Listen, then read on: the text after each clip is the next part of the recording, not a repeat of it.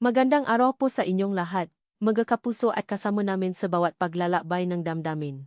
Humanap na po kayo ang isang komportableng lugar, ihanda ang inyong mga tasa ng kape.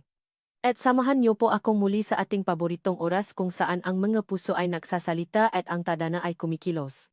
Sabi nila, ang yaman ay nasa salapi at kapangyarihan. Pero paano kung ang tunay na kayamanan ay matatagpuan pala sa simpleng pamumuhay, sa payapang pakidlip sa ilalim ng gabituin, at sa isang pag-ibig na hindi nabibili ng kahit anong halaga? Ito ang kwento ng isang pagtakas at isang paghahanap sa tunay na kahulugan ng pagkatao. Ito po ang alon ng katapatan. Kabanata 1. Ang alon ay parang mga halimaw na gustong lumamon sa kanyang maliit at gamu-gamong bangka.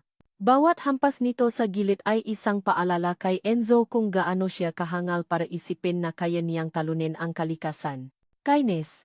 Sigaw niya, pero ang kanyang boses ay kinainlang ng ugong ng hangin at dagundong ng kulog.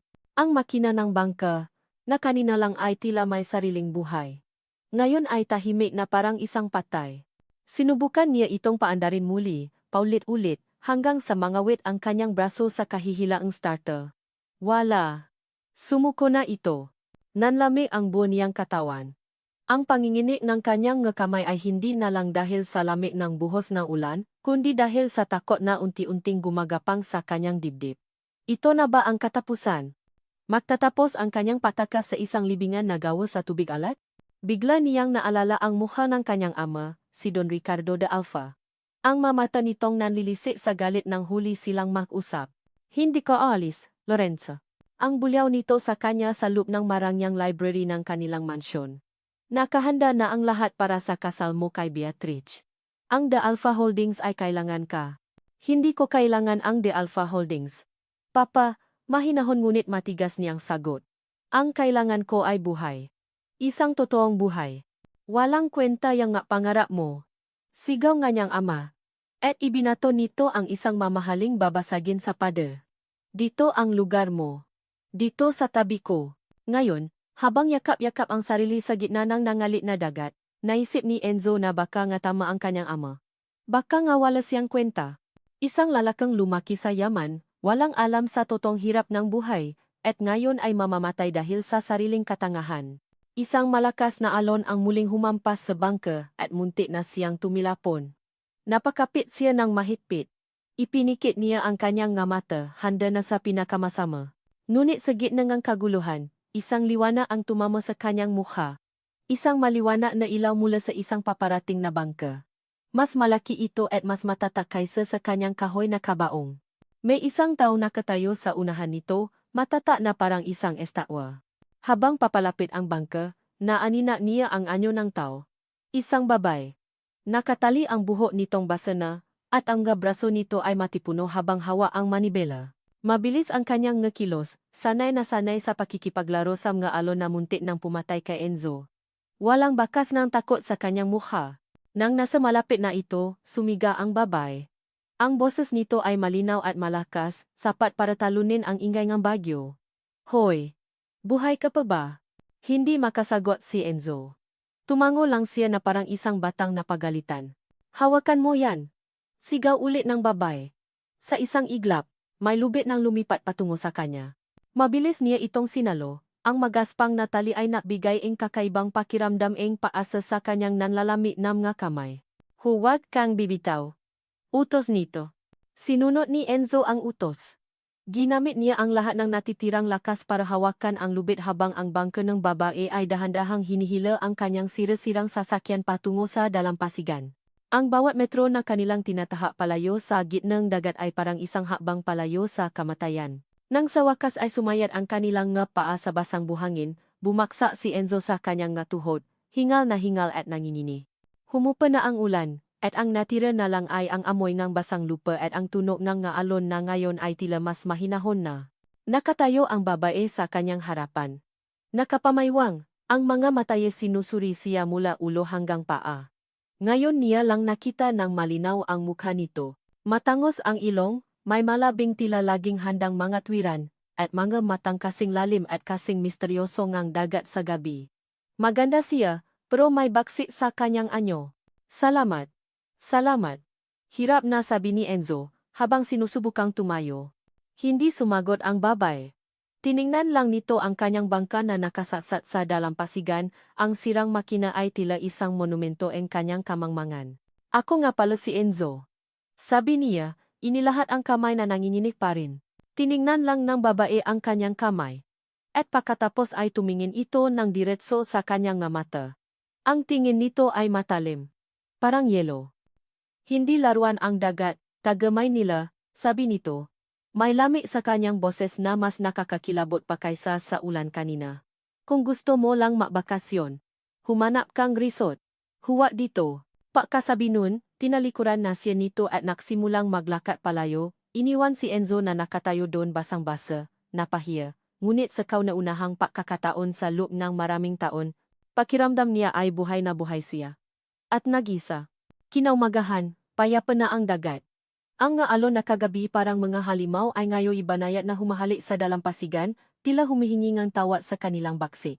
Para sa karamihan sa Isla Amihan, ito ay hudyat ng panibagong araw ng pangingisda, isang bagong paasa. Pero para kay Alena, o Lena gaya ng tawa sa kanya ng lahat, ang kapayapaang ito ay isang maskara lamang. Nakatayo siya sa batuhang bahagi ng isla, sa lugar kung saan tanaw na tanaw niya ang pagbabalik ng mga bangka ng mga mangingisda. Dito rin ang paboritong lugar ng kanyang ama. Sa isip niya, naririnig pa rin niya ang tawa nito. Mas malakas pa sa alon, mas masigla pa sa hangin. Naalala niya ang lalaki kagabi. Si Enzo. Ang mata nitong puno ng takot. Ang kamay nitong malalambot. Halatang hindi sanay sa pahilang lubid o paksakwan. Isang tipikal na tagamay nila na ginawang palaruan ang kanilang dagat. Ang inis na naramdaman niya kagabi ay naroon pa rin, kumukulo sa ilalim ng kanyang kalamadong anyo. Ipinikit niya ang kanyang mata. Sa tuwing may dumarating na dayo sa isla, lalo na yung mukhang naliligaw lang ng landas, hindi niya maiwasang maalala ang nakaraan. Isang alaala na kasing painang tubig alat, 10 taon na ang nakalipas. Ganon din, may isang malakas na bagyo. Pero hindi iyon ordinaryong bagyo. Ilang linggo bago nun, isang malaking barko ng isang korporasyon mula sa Maynila ang nag-ikot sa kanilang karagatan, gumagawa ng kung anong seismic survey daw. Ipinabawal sila en kanyang ama at en iba pang mangingisda. Sinabi nilang ginugulo nito ang maisda, sinisira ang kanilang huli. Ngunit walang nakine. Hayaan mo na sila.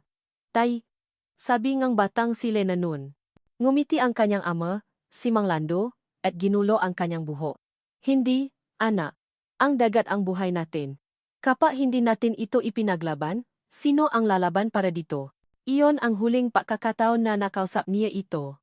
Kinabukasan, pumalaot ito kasama ang iba pa.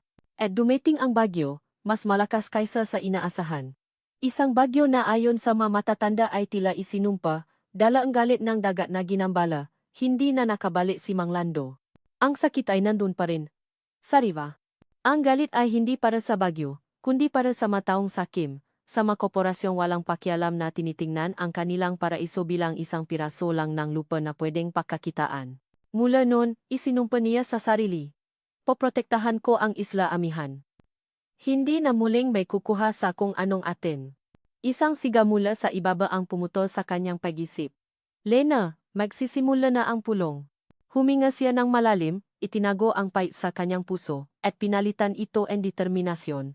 Bumaba siya mula sa batuhan at naglakat patungo sa maliit na liwasan sa gitna ng baryo, kung saan naktitipon na ang residente sa ilalim ng isang malaking puno ng akasya.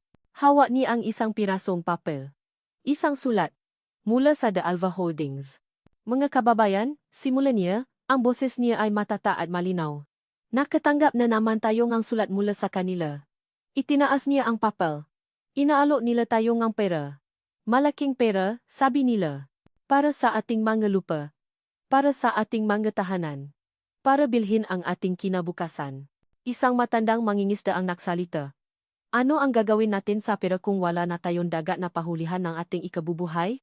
Tama si Mang Kadyo. Sigaw ng isang babay. Ang islang ito ay pamana sa atin ngang ating nga ninuno. Ngumiti si Lena, isang ngiting may bahit ng pakikipaglaban.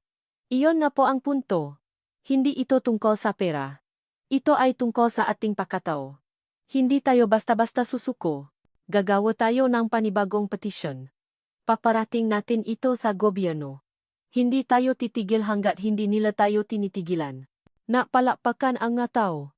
Ang kanilang nga mukha ay puno ng paasa, ang lakas nila ay nagbigay din ng lakas kay Lena. Ito ang kanyang pamilya. Ito ang kanyang ipinaglalaban. Matapos ang pulong, habang naglalakad siya pawi, ang init ng pakikipaglaban ay unti-unting napalitan ng pagod. Dumaan siya sa tapat ng maliit na dampa kung saan nanunuluyan ang dayo. Nakita niya ito, si Enzo. Nakatungtong ito sa isang tila babaksak ng silya. Sinusubukang ipako ang isang piraso ng yero sa bubong ng bahay ni Aling Nita, ang pinakamatandang residente sa kanilang baryo. Bawat pukpok niya ng martilyo ay sumasablay. At sa isang pagkakataon ay nadaplisan pa niya ang sariling daliri. Aray! Mahinang day nito. Hindi napigilan ni Lena ang mapangiwi. Lampa. Iyon ang unang salitang pumasok sa isip niya. Ngunit habang pinamamasdan niya ito, may iba siyang nakita. Nakita niya ang determination sa mukha nito, kahit na halatang hindi niya alam ang kanyang ginagawa. Pawis na pawis ito sa ilalim ng sikat ng araw, pero hindi ito tumitigil. Tinutulungan niya si Aling Nita nang walang hinihinging kapalit. Napansin siya ni Aling Nita na nakatayo sa di kalayuan. Lumapit ito sa kanya, dahan-dahan. May ngiti sa malabi nitong kulubot na. Huwag mo nang pansinin yan, Lena, apo, sabi nga matanda, tumatawa ng mahina. Lampa. Pero may ginintuang puso naman ang batang yan. Mula kaninang umaga, siya na ang nakukumpuni nga sira dito sa bahay ko. Tumingin si Lena kay Enzo, pagkatapos ay kay Aling Nita. Naguguluhan siya. Paanong ang isang taong kinainisan niya ay nakapapakita ng kabutihang loob sa isa sa mataong pinakamamahal niya sa isla? Salamat po sa pasabi, Aling Nita. Mag-ingat po kayo, sabi na lang niya at napatuloy sa paglakad, mas lalong gumulo ang isip. Habang papaliko na siya sa isang eskinita, may isang bagay sa lupa ang nakakuha ng kanyang atensyon. Isang pitaka. Gawa sa itim na katad, mukhang mamahalin. Alam niyang hindi ito pag-ari ng sinuman sa isla. Pinulot niya ito. Walang duda, nahulog itong dayo. Dadalhin niya sana ito sa dampa ni Aling Nita para isoli nang bigla siyang natigilan. Ang pagdududa na pansamantala niyang kinalimutan ay bumalik na parang isang malakas na alon. Sino ba talaga siya? Bakit siya narito? Nanginginig ang makamay. Binuksan niya ang pitaka. Ang intensyon niya ay hanapin ang ID nito. Pero hindi iyon ang kanyang nakita. Sa halip, isang itim na card ang bumungat sa kanya. Makintab, may mga letrang kulay platinum. Isang credit card na sa mapelikula niya lang nakikita. At pagkatapos, nabasa niya ang pangalan na nakaambos dito. Lorenzo de Alba. Nanlaki ang mga mata ni Lena. Bumilis ang tibok ng kanyang puso. De Alva. Paulit-ulit niyang binasa. De Alva. Ang parehong pangalan sa sulat na nakbabanta sa kanilang kinabukasan. Ang parehong pangalan en korporasyong gusto niyang labanan hanggang kamatayan. Biglang nanlami ang buo niyang katawan sa kabila ng init ng araw. Napatingin siya sa direksyon kung nasaan si Enzo, ang lalaking lampa na may ginintuang puso. Hindi. Hindi ito pwedeng maging isang pagkakataon lang. Parang isang mabigat na bato ang pitaka sa kamay ni Lena. Bawat letra ng pangalang Lorenzo de Alva ay tila may sariling bigat, humihila sa kanya pababa sa isang dagat ng pagdududa at galit. Pinagmasdan niya muli ang lalaking abala pa rin sa pagayos ng bubong ni Aling Nita. Ang pawis sa nunito, ang dumi sa kanyang mabraso, ang itsura nitong simple at walang malay lahat ay parang isang malaking kasinungalingan. Isang espiya. Iyon ang salitang umaling-awngaw sa kanyang isip. Ipinadala siya rito de Alva Holdings para magmanman, para alamin ang kanilang mga kahinaan. Ang pagligtas niya rito kagabi, ang kabaitan ni Aling Nita. Lahat ba ay bahagi ng isang plano? Nag-init ang kanyang ngapisngi. Pakiramdam niya ay niloko siya. Pakiramdam niya ay niloko ang buong isla amihan. Nang hindi na niya matiis, naglakad siya ng mabilis patungo sa kinaroroonan nito. Ang bawat hakbang niya ay mabigat, puno ng determinasyon. Hindi na niya kailangan ng sagot, kailangan lang niyang makita ang reaksyon nito kapag hinarap na niya. Enzo, tawag niya. Ang boses niya ay walang emosyon. Malamig at matigas. Napalingon ito, at nang makita siya, isang maliit na ngiti ang sumilay sa malabi nito. Isang ngiting bigla na lang naging lason sa paningin ni Lena. Lena! Napadaan ka, sabi nito, medyo nahihiya habang ipinupunas ang maruming kamay sa kanyang pantalon. Hindi umimik si Lena. Dahan-dahan niyang itinaas ang kamay na may hawak na pitaka. Nakita ni Enzo ang pitaka, at ang ngiti sa kanyang muha ay agad na naglaho. Napalitan ito ngang pagkagulat, at sa isang saglit, isang anino ngang purong sinda ang dumaan sa kanyang mamata bago niya ito mabilis na ikinubli. Nanlamig ang makamay ni Enzo, mas malamig pa kaysa nung nasa gitna siyang bayo. Ito na ang katapusan. Ang kanyang maingat na itinayong kasinungalingan ay guguho na, dahil lang sa isang piraso ngata na nahulog mula sa kanyang bulsa. Nahulog mo, sabi ni Lena, ang boses ay kasing talim ngang isang kutsilyo. Inihagis niya ang pitaka sa paanan ni Enzo. Gumawa ito ngang isang mahinang tuno nang bumaksak sa lupa, ngunit para sa kanilang dalawa, ang tuno ay kasing lakas ng isang putok ng baril. Pinulot ito ni Enzo, nangingini ang mga kamay.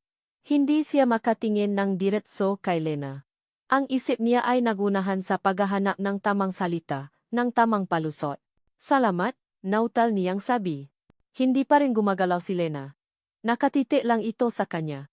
Ang ngamatay humihingi ng isang paliwanag na alam niyang hindi niya kayang ibigay. Lorenzo de Alfa, sabi ni Lena. Hindi isang tanong, kundi isang pahaya. Bawat panting pangalan ay may diin, puno ng akusasyon. Nagangat ng tingin si Enzo. Lena, sino ka ba talaga? Tanong niya, ang boses ay nagsisimula ng manginig sa pinipigilang galit. Bakit ka nandito? Ipinadala ka ba nila?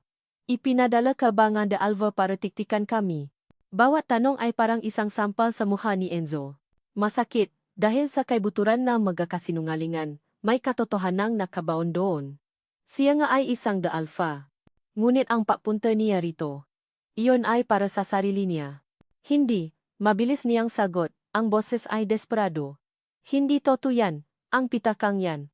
Sa dati kong amo yan. Isang tawa isang tuyo at walang kagalakang tawa ang kumawala sa malabi ni Lena. Dating amo. At bakit naman nasa iyo ang pitaka ng dati mong amo na may kasama pang platinum credit card? Pinatago niya sa akin nun. Bago ako umalis, patuloy ni Enzo sa kanyang kwentong ginawa-gawa lang. Naiwan sa gamit ko. Itinatago ko lang bilang alaala. Isang paalala sa buhay na tinalikuran ko na. Ang nasalitang iyon, kahit bahagi ngang isang kasinungalingan, ay may bahid ng katotohanan. Tinitigan siya ni Lena ng matagal. Sinusuri ang bawat galaw niya, ang bawat kislap sa kanyang mata, gusto niyang maniwala. Isang bahagi niya ay gustong maniwala na ang lalaking tumulong kay Aling Nita ay hindi ang espiya na nasa isip niya. Ngunit ang pangalang iyon, ang pangalang de Alfa, ay masyadong mabigat. Sa huli, umiling siya. Hindi ako naniniwala sa iyo. Tinalikuran niya ito at nagsimulang maglakad palayo. Lena, sandali. Habol ni Enzo. Patutunayan ko sa iyo. Hindi ako kaway. Huminto si Lena ngunit hindi lumingon. Paano? Hamon niya. Natahimik si Enzo. Paano nga ba? Paano niya patutunayan ang isang bagay na nakabase sa isang kasinungalingan? Ang sagot ay dumating sa hindi inaasahang paraan. Kinagabihan. Naktipon muli ang mga residente sa bahay ng kapitan ng baryo. Nasa mesa ang ginawa nilang petisyon, ang papel na tinulungan ni Lena na buuin. Ngunit may problema. Dumating ang isang abogado mula sa munisipyo, isang kaibigan ng kapitan, at sinabi nitong mahina ang kanilang maargumento. Masyadong madamdamin, Lena, sabi ng abogado. Kulang sa legal na basehan. Madali lang itong ibabasura ng korte.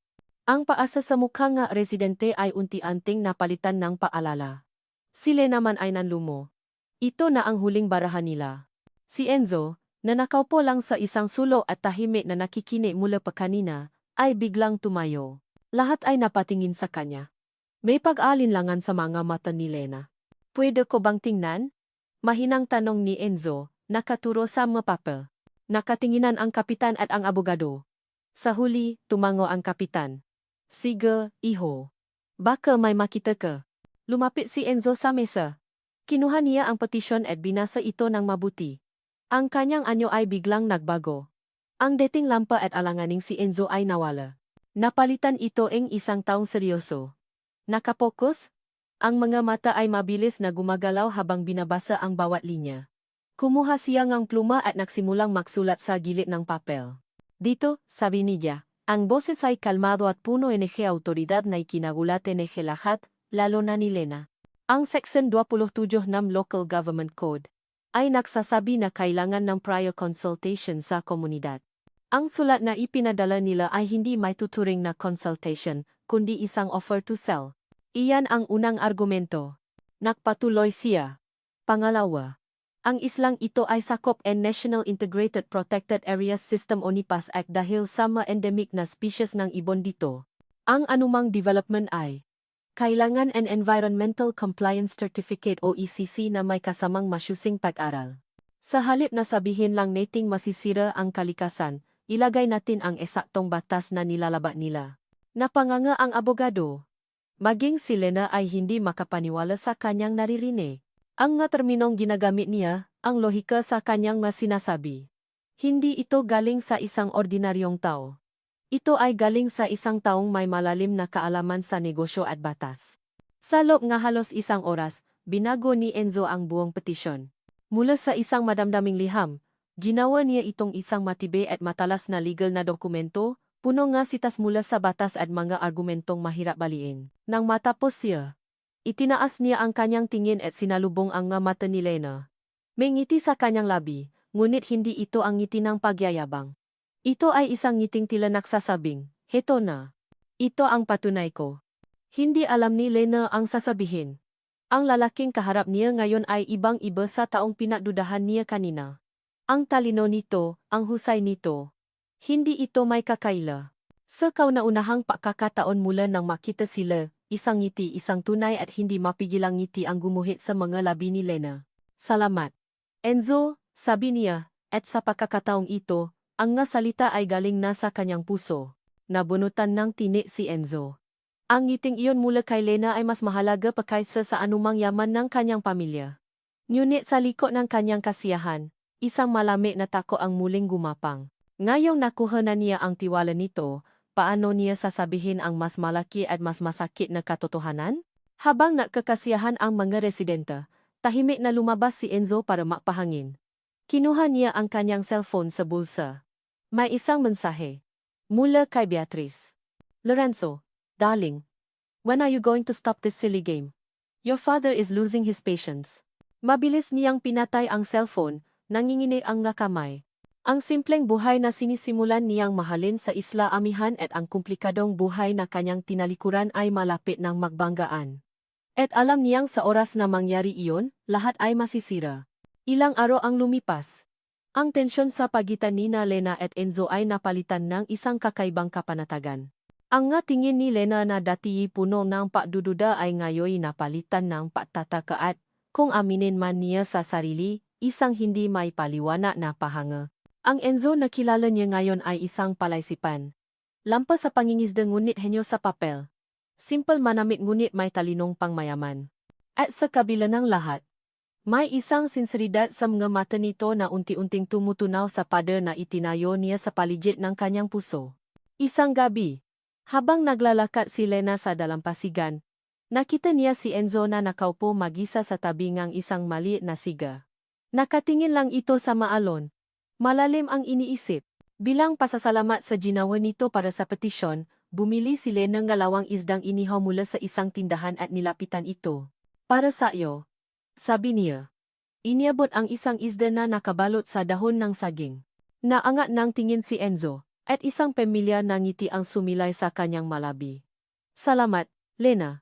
Umupo si Lena sa tabi niya, hindi masyadong malapit, ngunit sapat na para maramdaman ang init mula sa siga. Tahimik silang kumain, ang tanging maririnig ay ang tunog nga alon at ang paputok-putok nga poy. Ang ganda ni isla nyo, basag ni Enzo sa katahimikan. Ngumiti si Lena. Ito na ang pinakamagandang lugar sa buong mundo para sa akin. Tumingin siya sa karagatan, ang nga mata inakniningning sa sinak ng buwan. Dito ako lumaki. Bawat pirasong buhangin, bawat alon, bawat puno. May kwento. May alaala. Huminto siya saglit. At isang aninong ang kalungkutan ang dumaan sa kanyang mukha. Ang tatay ko, mahina niyang sabi, isa siyang mangingisda. Ang pinakamagaling sa buong Isla Amihan.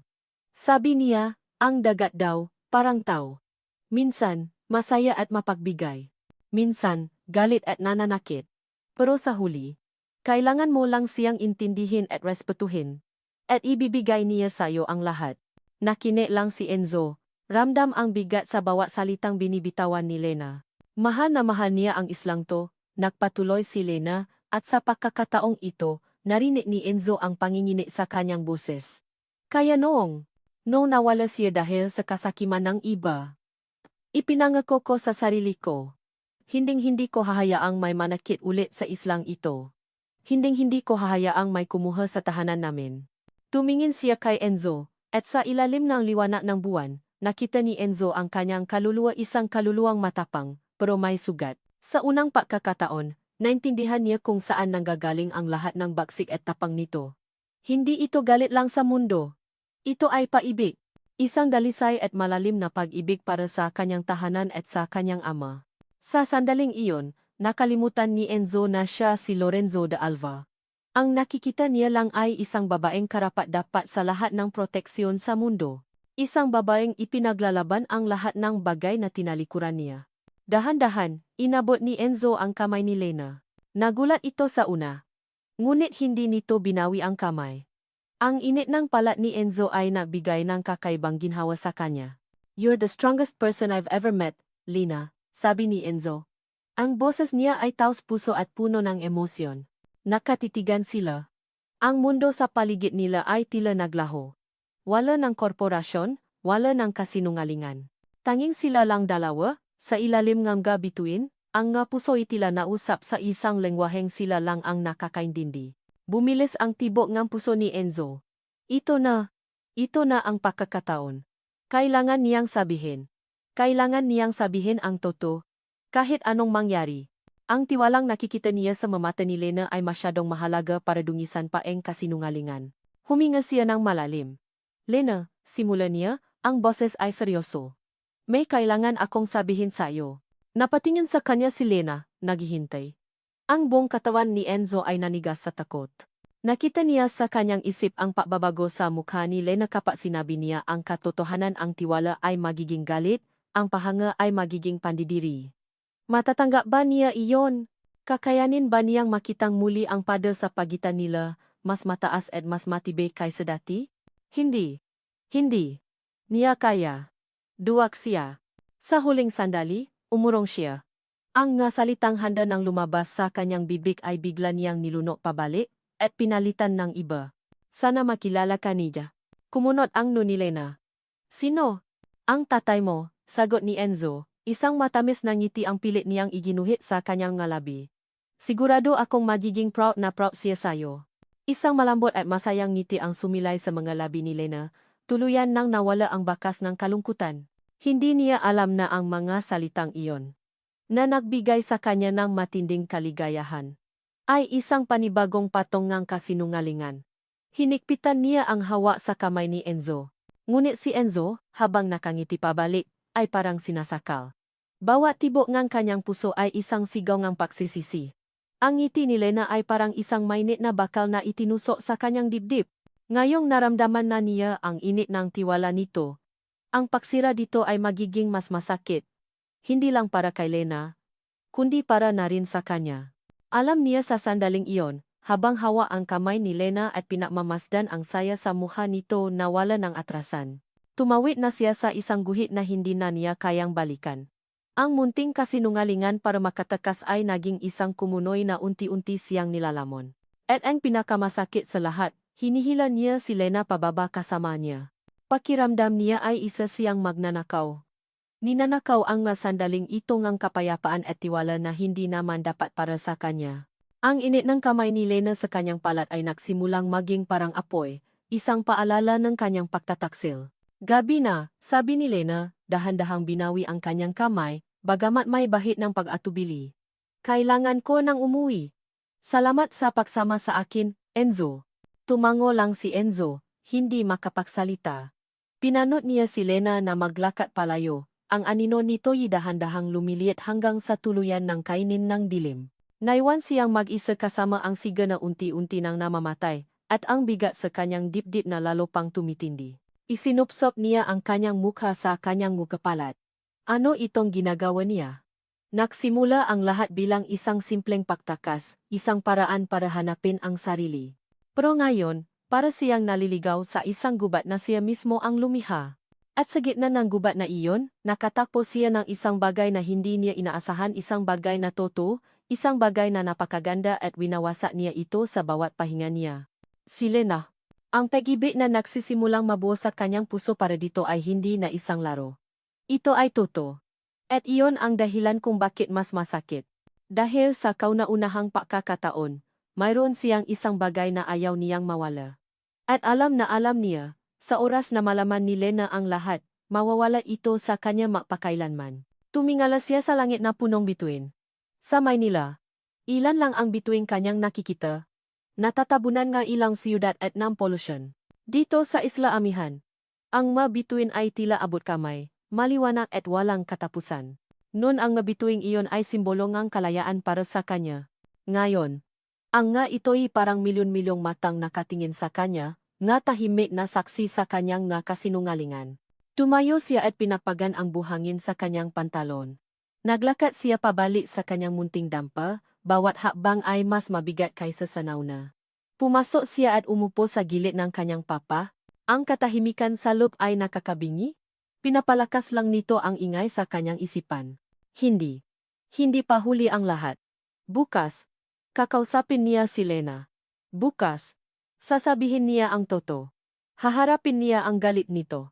Tatanggapin niya ang kanyang parusa. Iyon ang tamang gawin. Iyon ang nararapat para kay Lena. Sa desisyong iyon, isang munting piraso ang kapayapaan ang bumalik sa kanya. Humiga siya. Ipinikit ang nga mata. At sinubukang matulog. Ngunit ang gabi ay mahaba, at ang kanyang nga panaginip ay puno nga alon, malalaking alon na hindi na niya kayang takasan, at sa gitna ng bawat alon, nakikita niya ang mukha ni Lena, puno ng luha at pagkabigo. Isang linggo. Isang linggo nga payapaan na para kay Enzo ay isang buong buhay. Sa loob ng 7 araw na iyon, ang umaga ay hindi na nagsisimula sa tunog ngang alamang clock at sa listahan ng mga pulong, kundi sa ginintuang liwanag ngang araw na dahan-dahang hinahawi ang kadiliman sa ibabaw ng dagat. Kaninang madaling araw, sinamahan niya si Lena na pakmasdan ang paksikat ng araw mula sa paborito nitong batuhan. Walang naksalita sa kanila. Hindi na kailangan. Ang katahimikan sa pagitan nila ay naging comfortable, puno nga hindi sinasabing pangunawa. Sa isang saglit, habang nakatingin si Lena sa papalabas na araw, isang maliit na ngiti ang sumilay sa malabi nito. At para kay Enzo, ang ngiting iyon ay mas maliwanag pa kaysa sa araw mismo. Ngunit tulad ng dagat, ang kapayapaan ay hindi permanente. Tanghali nang dumating ang gulo. Hindi ito dumating na parang bagyo, kundi dumating ito ng tahimik, sakay ng isang makintab na speedboat na walang ingay na dumaong sa dalampasigan. Mula rito ay bumaba ang 3 lalaking naka-Amerikano at makintab na sapatos. Sila ay parang mga uwa na dumapo sa isang paraiso, hindi nababagay, at nagdadala ng masamang pangitain. Nanigas si Enzo sa kanyang kinatatayuan. Mula sa tapat ng dampa ni Aling Nita kung saan siya tumutulong magbuhat ng tubig, kitang-kita niya ang lahat. Kumabaw ang kanyang dibdib, isang pamilya na kaba ang muling gumapang sa kanyang sistema. Nasimula ang bulungan sa mga residente. Ang takot at galit ay mababasa sa kanilang mga mukha. Agad na lumabas si Lena mula sa kanyang maliit na bahay, ang mukha ay seryoso, handa nang makipaglaban. Anong kailangan ninyo dito? Matapang niyang tanong sa mga dayo. Isang lalaking may katabaan at may bigote ang ngumiti ng mapanlait. Miss Robles, I presume, kami ay mula sa The Alva Holdings. Narito lang kami para gumawa ng inisyal na pagsusuri sa lugar para sa aming proyektong isasagawa. Walang proyektong magaganap dito, mariyeng sagot ni Lena. Hindi ipinagbibili ang islang ito. Nakibit balikat lang ang lalaki. Iyon ay isang bagay na pausapan natin sa tamang panahon. Hindi na nila pinansin si Lena at nagsimula silang maglakat-lakat, may dalang makagamitang panukat at magamamahaling kamera. Hindi mapakali si Enzo buong hapon. Bawat kilos ng mga lalaki ay kanyang sinusubaybayan mula sa malayo. Nakita niya kung paano nila sukatin ang lupa, kung paano sila kumuha ng sampang ng buhangin, kung paano sila bumulong-bulong habang nakatingin sa pinakamagandang bahagi ng dalampasigan. Alam niya ang kilos na iyon. Nakita na niya iyon dati. Ginawa na niya iyon dati. Kailangan niyang malaman. Kailangan niyang makasiguro. Nang gumabi, hinintay ni Enzo na maging tahimik ang lahat. Ang malalaki ay natayo ang isang malaking tent sa medyo liblib na bahagian baybayin, malayo sa makabahayan. Sa ilalim ng takip ng dilim, dahan-dahang lumabas si Enzo mula sa kanyang dampa. Ang bawat kaluskos ng dahon sa kanyang paanan ay parang isang sigaw sa katahimikan ng gabi. Maingat siyang gumapang palapit sa tent. Walang tao sa labas. Isang ilaw na debateya lang ang nabibigay liwanag sa loob. Sumilip siya sa isang maliit na siwang. Ang lalaki ay wala ron, marahil ay nasa kabayanan para kumain o makipaugnayan sa kanilang opisina sa Maynila. Ito na ang kanyang pagkakataon. Nangingini ang mga kamay, dahan-dahan niyang itinaas ang laylayan ng tent at pumasok sa loob. Ang amoy sa loob ay pinahalong amoy ng mamahaling pabango at ng kemikal mula sa mga bagong kagamitan. Sa gitna ng tent, may isang masang bakal na natitiklop. At sa ibabaw nito, nakalata ang isang bagay na nagpatigil sa kanyang pahinga. Isang malaking rolyo ang blueprint. Lumapit siya. Ang puso niya ay dumadagundong sa kanyang dibdib. Dahan-dahan niyang inilatak ang papel. Ang mamata niya ay mabilis na sinuri ang nga plano, ang nga sukat, ang nga disenyo. Nakita niya ang layout ng isang marangyang hotel, swimming pool na animoy lawa, isang golf course na sasakop sa kalahati ng maliit na gubat ng isla, at isang pribadong marina para sa mayate. Isang halimaw na gawa sa konkreto at bakal na lalamon sa paraisong unti-unti na niyang minamahal. Nangini ang kanyang ngalabi sa galit. Paano nila nagagawa ito? Paano nagagawa ito ng kanyang ama? Pagkatapos, isang logo sa kanang sulok sa ibabang ng papel ang kumuha ng kanyang atensyon. Isang pamilya na logo na kinamumuhian niya mula pakabata. Ang letrang daan na makakaunay sa isang eleganteng paraan. De Alva Holdings. Isang malamig na pakiramdam ang gumapang mula sa kanyang batok pababa sa kanyang gulugot. Kahit na inaasahan na niya ito, iba pa rin ang sakit nang makita niya mismo ang katibayan. Ang kumpanya ng kanyang pamilya. Ang kanyang sariling ama. Sila ang halima. At sa ibaba ng logo, naroon ang pangalan ng proyekto, nakasulat sa malalaking letra. Amihan Grand Coral Resort. Isinara niya ang kanyang mamata. Isang alon ng pakahilo ang dumaan sa kanya. Amihan. Ginamit pa nila ang pangalan ng isla, dinungisan ito sa pamamagitan ng paglalagay sa tabi ng kanilang maruming pangalan. Akma na sana niyang irorolyo pabalik ang blueprint ng may isang maliit na dokumento sa ilalim nito ang nakakuha ng kanyang pansin. Isang manipis na folder. Kinuha niya ito. Ang nakasulat sa takip. Confidential. Preliminary Assessment, Feasibility Study.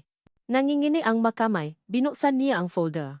Ang mga pahina ay puno ng technical na datos, mga financial projection, at mga environmental impact assessment na halatang minadali at puno ng sinungalingan. Mabilis niyang nilipat ang mapahina, ang kanyang mamata ay hinahanap ang isang bagay na hindi niya gustong makita, ngunit kailangan niyang kumpirmahin. At naroon, sa huling pahina, sa ilalim ng espasyo para sa pangalan ng taong naksagawang ang paunang pag-aral, isang pangalan ang nakasulat, Pamilya at Malinaw. Initial Feasibility Study submitted by Lorenzo de Alva. Bumaksa ang folder mula sa kanyang makamay. Napaurong siyang isang hakbang, napasandal sa poste ng tent, ang kanyang mabinti ay tila nawala ng lakas. Ang hangin ay tila naubos sa kanyang magabaga. Ang petsa sa dokumento. Isang taon na ang nakalipas. Bigla. Ang lahat ay bumalik sa kanya na parang isang masamang panaginip.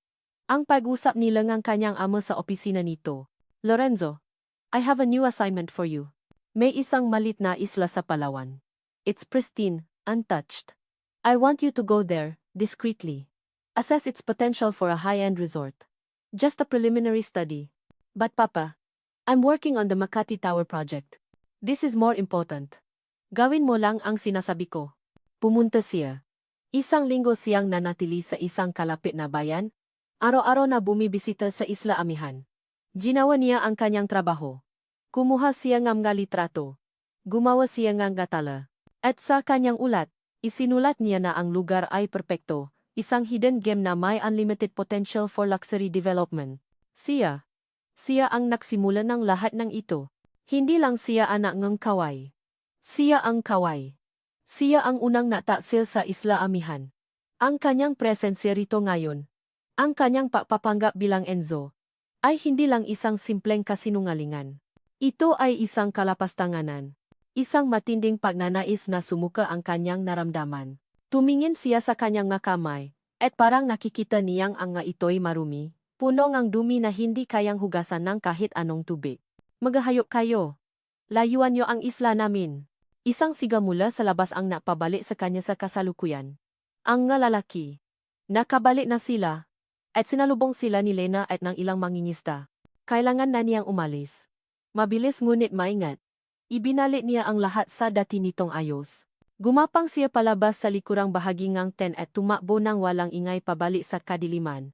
Dala-dala ang isang sikretong mas mabigat at mas nakamamatay kaysa sa dati.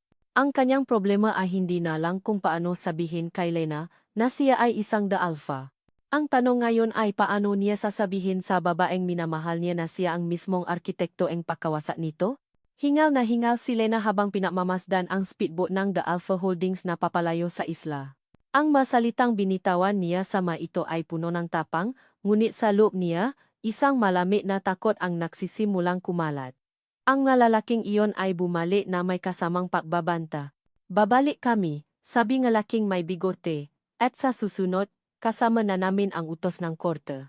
Tumingin siya sa makasamahan niya, mamangingisdang katulad ng kanyang ama.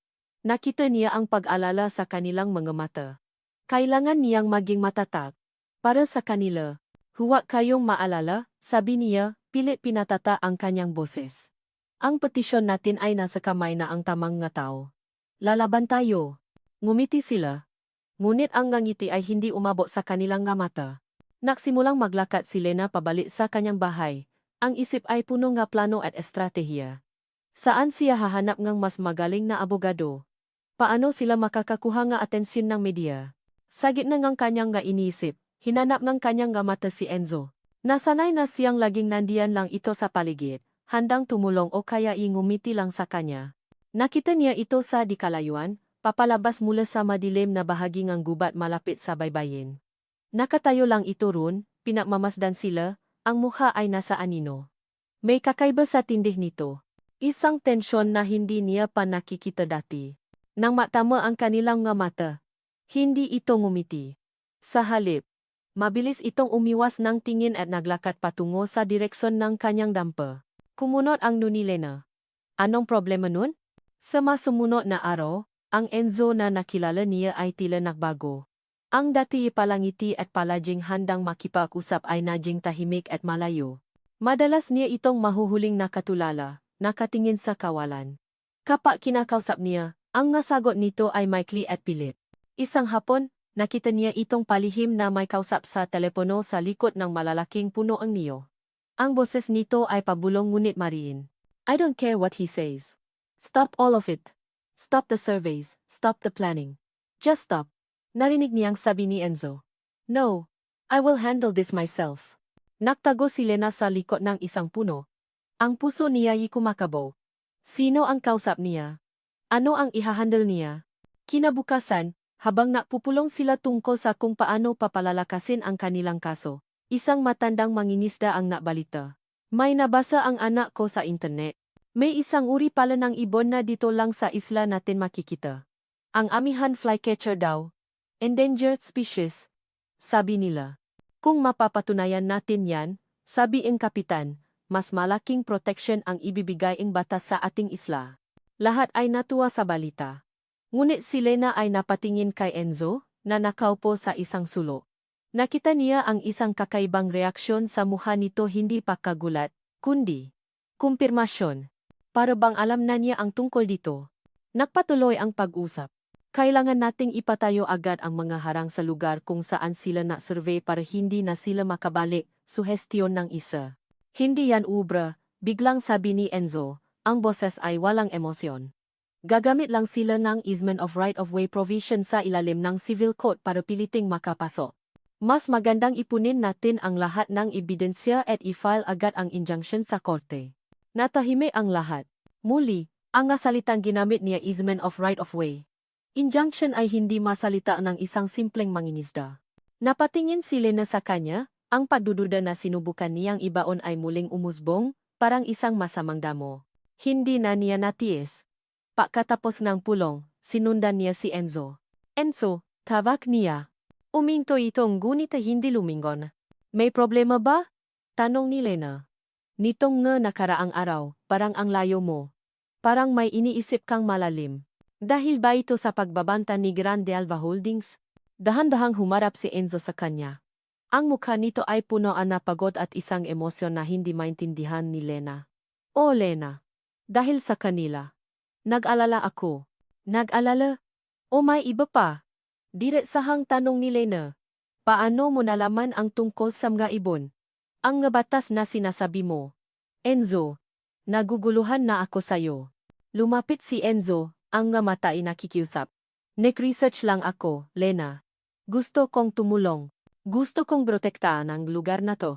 Gusto kitang protektahan. Ang huling mga salita ay tila isang suntok sa sikmura ni Lena. Gusto kitang protektahan. Ang sinseridad sa kanyang boses ay halos sapat na para muli siyang maniwala. Ngunit may isang bahagi sa kanya na sumisiga, na bababala. May tinatago ka ba sa akin, Enzo? Tanong niya, ang mga matay nakatitih ng diretso sa kanya, hinahanap ang katotohanan. Tinitigan siya ni Enzo pabalik. Sa isang saglit, nakita ni Lena ang isang matinding kalungkutan sa mga mata nito, isang laban na nangyayari sa loob niya. Gusto niyang sabihin, Lena. Mayroon. Pero ang masalitang lumabas sa bibig niya ay iba. Wala. Ang salitang iyon ay isang kasinungalingan, at alam nilang pareho. Ngunit ipinagpatuloy niya. Wala. Natatakot lang ako para sa iyo. Para sa atin. Kinuha niya ang kamay ni Lena. Ang init ng kanyang palat ay pamilya, ngunit sa pagkakataong ito, may kasama itong lami. Isang lami na dulot ng mga lihim. Hindi kumibo si Lena. Hinayaan niya lang na hawakan ni Enzo ang kanyang kamay, habang ang isip niya ay isang magulong larawan ng tiwala at pagdududa. Mahal niya na ba ang lalaking ito? Oo, at iyon ang dahilan kung bakit mas nakakatakot. Dahil kung ang lahat ng ito ay isang kasinungalingan, hindi lang ang isla niya ang mawawala sa kanya, kundi pati na rin ang kanyang puso. Sa ika-35 palapag-ngisa sa pinakamatatas na gusali sa Makati, nakaupo si Beatrice Valderrama sa likod ng isang malaking mesa na gawa sa mahogani. Ang kanyang opisina ay isang testamento nga pangyarihan at yaman nga painting nga sikat na pinto sa dingding, isang malawak na tanawin ng siyudad mula sa kanyang bintanang salamin, at isang katahimikang binabasa lang ng mahinang ugong ng air conditioner. Ngunit ang anyo ni Beatrice ay kabaliktaran ng karangyaan sa kanyang paligid. Ang kanyang perpektong ayos na mukha ay puno ng tensyon. Ang kanyang kuko na may mamahaling manicure ay walang tigil na nakiklik sa ibabaw nga niyang makintab na mesa. Sa harap niya ay nakalata ang isang folder. Valderrama Realty. Q3 Financial Report. Binuksan niya ito sa ika-10 beses ngayong umaga. Ang manumero ay hindi nagbabago. Ang ito'y pula. Lahat ay pula. Utang. Pagkalugi. Isang imperyong itinatag ng kanyang lolo na ngayon ay nasa bingit ng pagguho. Tumuno ang intercom sa kanyang mesa. Mambi, your father is on line 1. Huminga siya ng malalim bago pinindot ang buton. Dad, Beatrice, may balita na ba? Ang boses sa kabilang linya ay puno niya pag-alala. The banks are calling again. They're threatening to foreclose. I'm handling it, Dad, sagot ni Beatrice. Ang boses ay pilit na pinapakalma. Just give me a little more time. Time? We're out of time. Ang tanging pag-asa na lang natin ay ang pagsasanipuwersa sa The Alva Holdings. Ang kasal ninyo ni Lorenzo. Ang proyektong iyon sa Palawan. Iyon na lang ang makakapagligtas sa atin. I know that. Medyo tumaas ang boses ni Beatrice. I know, gagawin ko ang lahat, okay. Just trust me. Ibinaba niya ang telepono ng may panggigigil. Napasabunot siya sa kanyang perpektong buhok, isang bagay na hindi niya kailanman ginagawa. Ang kasal. Ang proyektong iyon. Ang lahat ay nakasalalay sa isang lalaking bigla na lang naglaho na parang bula. Lorenzo de Alva. Ang kanyang fiancé. Isang lalaking magalang, ngunit laging malayo ang tingin. Isang lalaking hindi niya kailanman naramdamang mahal siya, ngunit kailangan niya para mabuhay. Sa loob ng maraming buwan, matiyaga niyang hinintay ang pagbabalik nito. Ngunit ang pasensya niya ay nauubos na. Pinindot niya ulit ang intercom. Cynthia, pumasok ka. Dalhin mo yung hinihingi ko. Ilang sandali lang ay pumasok ang kanyang sekretarya, may dalang isang brown na envelope. Walang salitang iniabot ni